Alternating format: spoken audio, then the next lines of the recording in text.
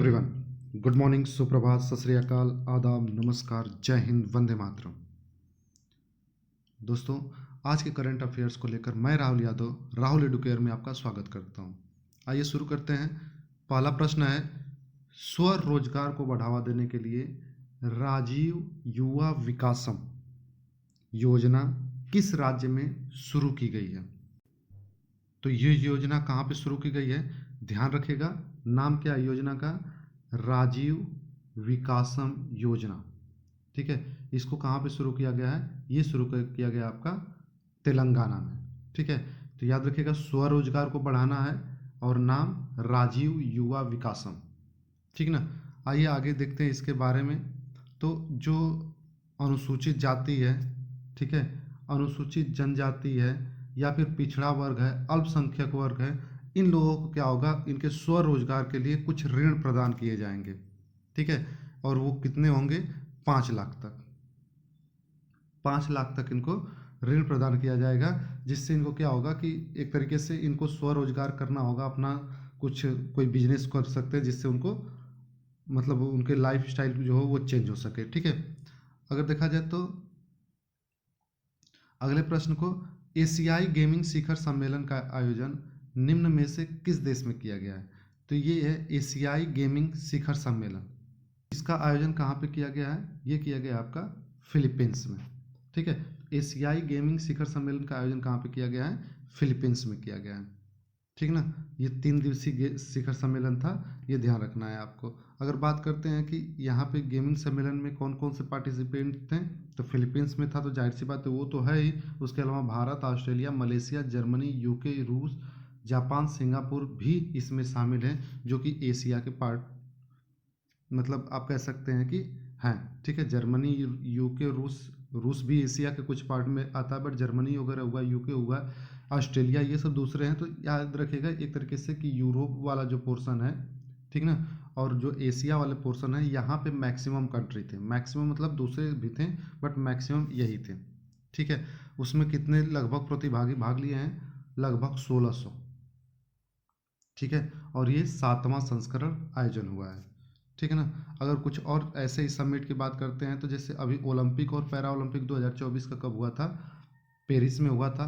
ठीक है, ब्रिक्स का आयोजन जो है 2024 का कहाँ पे हुआ था? रूस में। ध्यान रखिएगा 25 वाला कहाँ पे होने वाला है? ब्राज़ील में।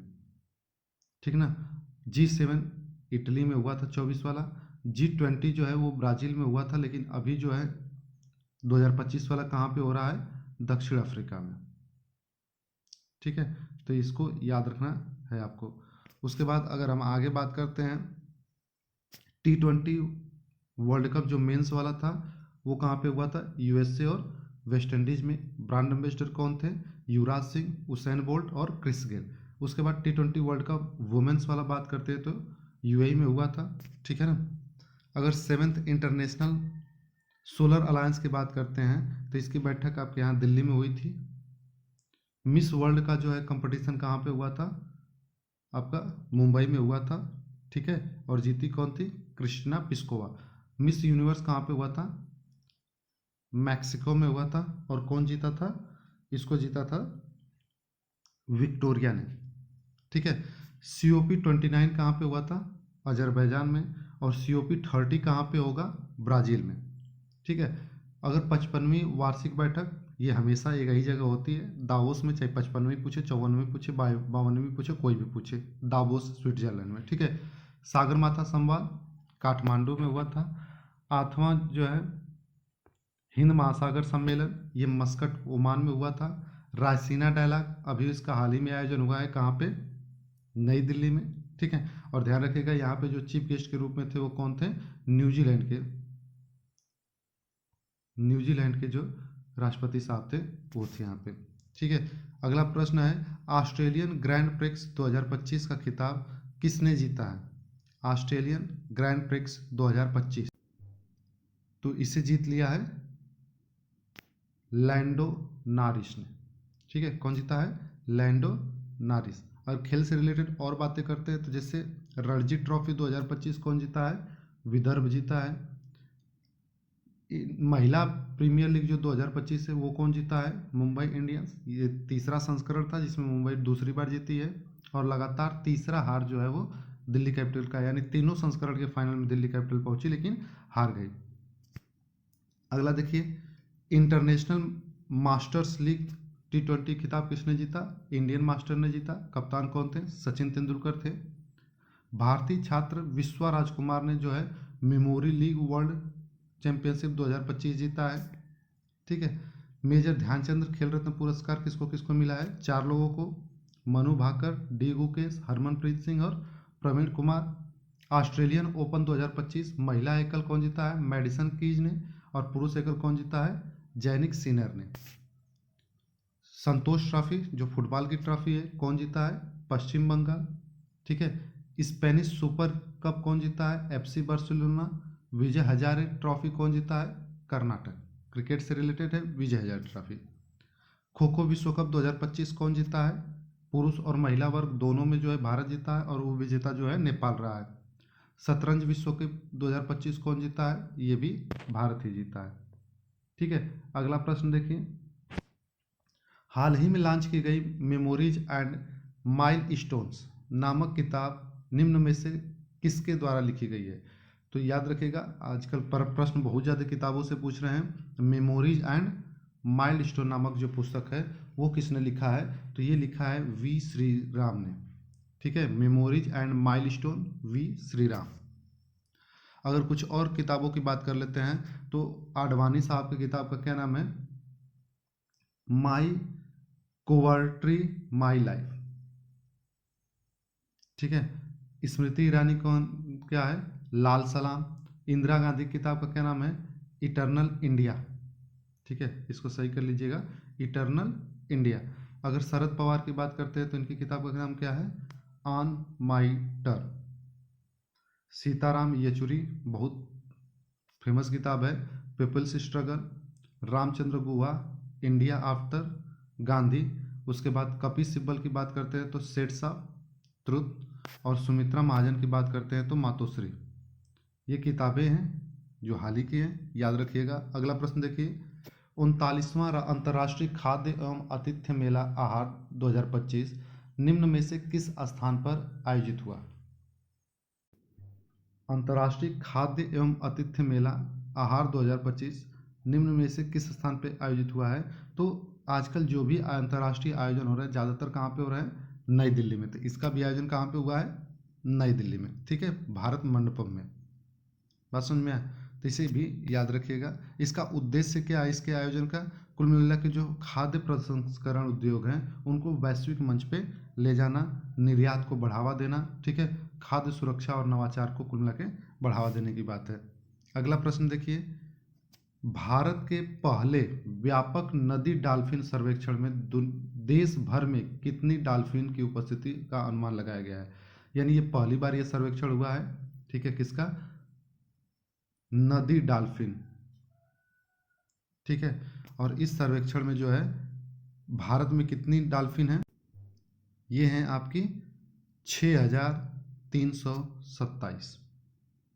ठीक ना, तो ये ध्यान रखिएगा। जो डॉल्फिन है सबसे ज़्यादा वो कहाँ पे पाई गई हैं? असम में। ठीक है, सबसे ज़्यादा जो नदी डॉल्फिन है वो कहाँ पे पाई गई हैं? असम में 635। टोटल कितनी है? 6327। ठीक है, तो ये ध्यान रखिएगा। अगला हम आगे बात करते हैं, द्विपक्षीय नौसैनिक अभ्यास वरुण 2025 का जो 23वां संस्करण था, भारत किस देश के पास बीच में जो है इसका करता है? कुल मिला के प्रश्न पूछने का मतलब यह है कि वरुण युद्धाभ्यास जो है वो किस देश के साथ भारत करता है? ठीक है, तो किसके साथ करता है? वो करता है आपका फ्रांस के साथ। ठीक है, किसके साथ करता है? फ्रांस के साथ करता है। अगर हम बात करते हैं, इसका आयोजन जो है अभी चल रहा है, कल तक चलने वाला है। ठीक है ना। अगर हम इसके बारे में और बात करें तो लड़ाकू जो विमान है, विध्वंसक फ्रिगेट, ठीक है, और स्कॉर्पियन श्रेणी की जो पनडुब्बी हैं, कौन? विक्रांत और चार्ल्स डी, ये लोग यहाँ पे भाग ले रहे हैं। तो कभी कभी इसको पूछ सकता है, तो विक्रांत को ध्यान रखिएगा और विध्वंसक को पक्का ध्यान में रखिएगा। बात सुन में। अगला देखिए, कुछ युद्धाभ्यास की अगर बात करते हैं, जैसे अगर हम बात करते हैं किसका, भारत और बांग्लादेश के बीच में कौन सा युद्धाभ्यास होता है, बोंगो सागर। युद्ध अभ्यास किसके बीच में होता है, भारत और अमेरिका। इंद्र युद्ध अभ्यास भारत और रूस। सूर्य किरण भारत और नेपाल के बीच में। उसके बाद शक्ति, वरुण, गरुण, ये तीनों की तीनों किसके साथ होते हैं, फ्रांस के साथ में होते हैं। उसके बाद सैन्य मैत्री, धर्म गार्जियन, वीर गार्जियन, ये किसके साथ होते हैं। और जिमेक्स भी आपका जापान के साथ भारत करता है। मैत्री युद्धाभ्यास किसके साथ होता है, थाईलैंड के साथ होता है। ठीक है, इसके अलावा एक और याद रखिएगा, अभी हाल ही में जो है सागर कवच, ठीक है, ये जो भारतीय तट रक्षक बल है इसने खुद में किया है। तो सागर कवच युद्धाभ्यास को भी एक अभ्यास है, युद्धाभ्यास नहीं अभ्यास है, इसको ध्यान रखिएगा। अगला प्रश्न है, भारत का पहला PPP green waste processing plant किस शहर में शुरू हुआ है। ठीक है, पीपीपी ये ग्रीन वेस्ट प्रोसेसिंग है। ठीक है, तो ये कहाँ पे शुरू किया गया है, सबसे सबसे स्वच्छ शहर कौन है, इंदौर, यहाँ पे इसको शुरू किया गया है। ठीक है,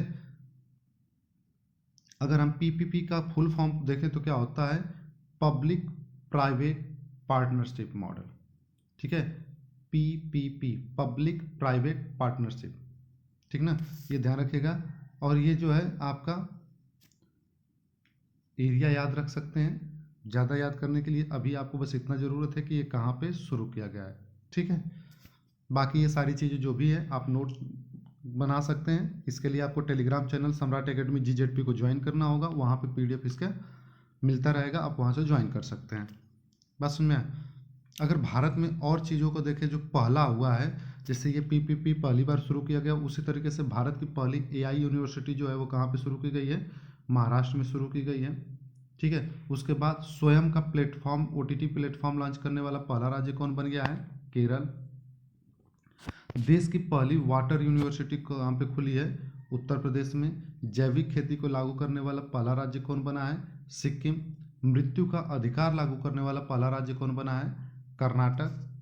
गौ अभ्यारण्य स्थापित करने वाला पहला राज्य कौन बना है, मध्य प्रदेश। गाय को राजमाता बनाने का उपाधि का कौन दिया है, महाराष्ट्र ने दिया है।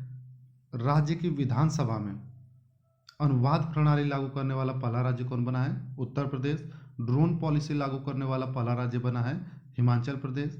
समान नागरिक संहिता लागू करने वाला पहला राज्य बना है, उत्तराखंड। ठीक है, तो ये कुछ याद रखिएगा। एक यहाँ पे ये भी है कि अपना खुद का सर्चेबल इंजन लॉन्च करने वाला पहला राज्य कौन बना है, पंजाब। ठीक है, तो आज के लिए इतना ही रखते हैं, मिलते हैं नेक्स्ट वीडियो में नए प्रश्नों के साथ, अच्छे प्रश्नों के साथ। तब तक हंसते रहिए, मुस्कुराते रहिए, पढ़ाई लिखाई करते रहिए। Bye bye.